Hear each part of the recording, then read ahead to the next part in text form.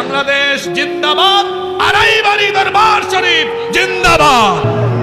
তুমি এখনো নামাজ পড়ো না, এখনো তুমি মসজিদে ঢুকতে পারো নাই। তুমি কি দেখো না মসজিদগুলি বন্ধ হয়ে গেছে? তুমি ইচ্ছা করলে আর মসজিদে ঢুকতে পারবা না, তুমি ইচ্ছা করলে আবার মসজিদে ঢুকতে পারবা না। দেখো না অনেক মসজিদ বন্ধ হয়ে গেছে। মসজিদে তুমি যদি ঢুকতে না পারো, তুমি কি দেখো না? এমন যদি হতো আমার দেশের শাসক হতো, ওমরেরই মতো হতো, আবু বকরের মতো।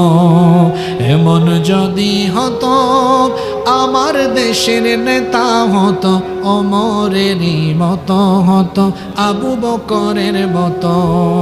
জনগণের খোঁজ খবর নিত রাত দুপুরে, ঘুরে ঘুরে দেখতো কি কেউ আছে অনাহারে। আমার দেশের মা বোনেরা লাঞ্ছিতা হতো না, আমার দেশের কৃষক শ্রমিক বঞ্চিত হতো না। ধনী গরিব ভালোবাসার জীবন ফিরে পেত, যদি আমাদের নেতা হতো ওমরেরই মতো হতো, আবু বকরের মতো।